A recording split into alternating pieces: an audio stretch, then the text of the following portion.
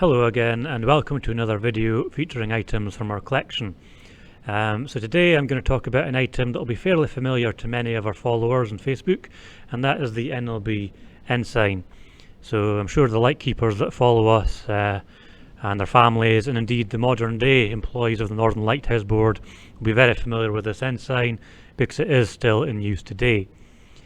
So why did they need their own flag? It's a pretty good question. Well, we know that this flag was introduced in 1885.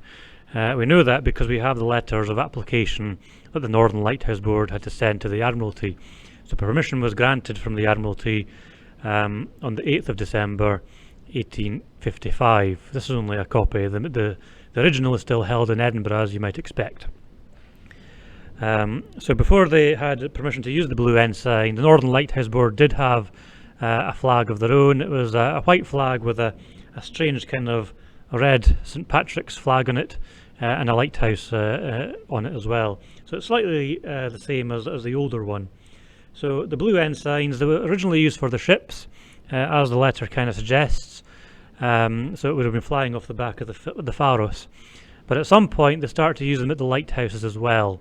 And as we've seen from previous videos, there was quite a lot of regulation in the service, and indeed this was covered by regulation.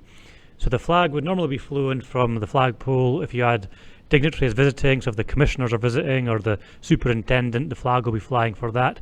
But they also had to be raised even if the lighthouse tender, was just passing. So it will be raised for that.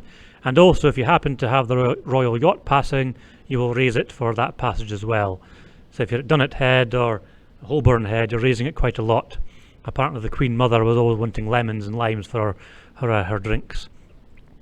So the flag, it is still used, as I mentioned, so you'll still see it being flew from George Street and also on the Northern Lighthouse Board tenders today. This wasn't the only lighthouse flag that the commissioners had.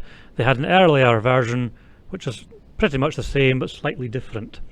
So this is the white ensign and this is the commissioner's ensign.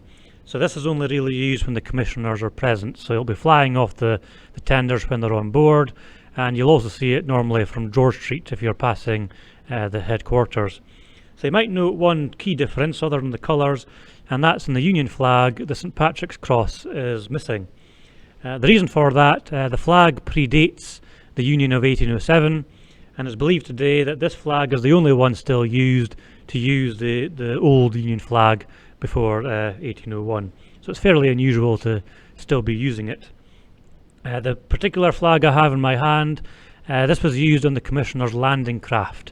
So the smaller boats that were rowed from the big tenders to the lighthouses. So this would be flown off that, just to indicate that the Commissioners were on board. So if you see this on its way to the lighthouse, you're doing your last minute polishing.